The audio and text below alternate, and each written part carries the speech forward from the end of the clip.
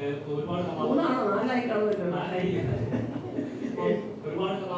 മലയാള സിനിമയിലെ ഒരു ജയത്തിൽ തന്നെ കൊണ്ടേയിരിക്കുകയാണ്. അപ്പം ഈ പണ്ടത്തെ സിനിമകളൊക്കെ നോക്കി കഴിഞ്ഞാൽ ഒരു സിനിമ എത്ര ദിവസം തിയേറ്ററിൽ ഓടി എന്നോ എന്ന് കരുതി കാണത്തുള്ള അത് വിജയിച്ചോ തോറ്റോ എന്നൊക്കെ അറിയാം.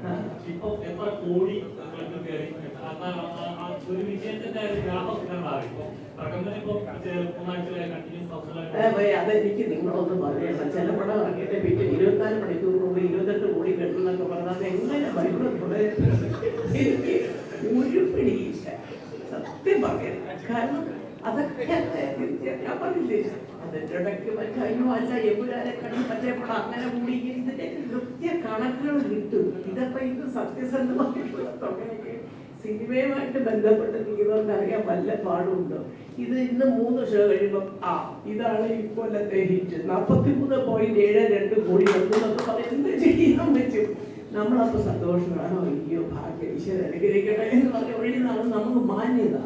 സത്യം പറയാം, അതായത് തർക്കിച്ച് കഴിഞ്ഞാൽ ഇപ്പോൾ അന്തോ ഇല്ലാത്ത പോലെ പോകും.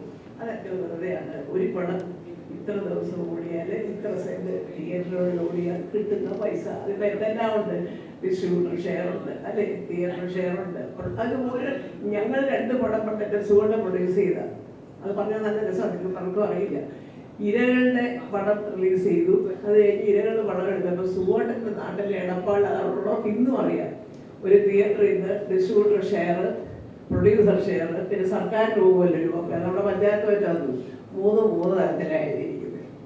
സുഖമായിട്ട് ഇതുകൊണ്ട് പോയി പുള്ളി അറിയാമല്ലോ, കേട്ട് കേൾവി കാണുമല്ലോ, വെച്ച് ബാക്കി ദൈവം പഠിച്ചിട്ടുണ്ട്, വിടുവോ? അതുകൊണ്ട് പോയി അവസാനം സുഖമായിട്ട് പറഞ്ഞിട്ട് വിജയിച്ചു. അപ്പൊ അതുകൊണ്ട് ഇതിനകത്തൊക്കെ ഒരുപാട് അഡ്ജസ്റ്റ്മെന്റ്സും കാര്യങ്ങളും എല്ലാം ഉണ്ടാവും. ഇപ്പൊ 1000 കോടി കിട്ടിയാൽ നല്ല കാര്യം, ഭഗവാനെ നന്നായിരിക്കില്ല. പക്ഷെ 24 മണിക്കൂർ ആവുന്നതിന് മുമ്പേ 48 കോടി കിട്ടിയെന്നൊക്കെ പറയാൻ അതൊക്കെ ചൂടാകാം.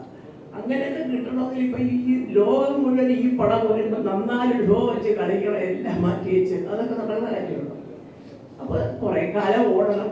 ചുമ്മാ ഓടിയാൽ പോരാ, നല്ല ഹൗസ്ഫുള്ളായിട്ട് ഓടണം, ആൾക്കാർ കയറണം. ഇപ്പൊ പിന്നെ വിദേശത്ത് കൂടെ റിലീസ് ഉള്ളതുകൊണ്ട് നമുക്ക് നമ്പർ ഓഫ് തിയേറ്റേഴ്സ് 600-700 സെന്ററുകളിലെടുത്ത് കൂടെ ഒക്കെ ഓടുമ്പോൾ വരുമ്പോഴേ അതൊരു നന്നായിട്ട് പോവുകയാണെങ്കിൽ ശരിയായിരിക്കും. പക്ഷെ എന്നാലും ഈ കോടികളുടെ കണക്കിൽ കുറച്ച് എക്സാജറേഷൻ ഉണ്ട്, അത് യാതൊരു സംശയം.